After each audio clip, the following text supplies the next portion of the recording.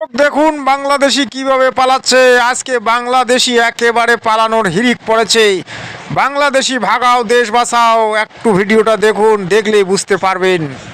বাংলাদেশ ফেরত যাওয়ার যে ঢল পড়েছিল আর যে একই ছবি ফিরে এসেছে আবারও পালাবদলের পর সেই ছবি দেখাচ্ছি হাকিমপুর সীমান্তেও চেকপোস্ট বাংলাদেশিদের ঢল।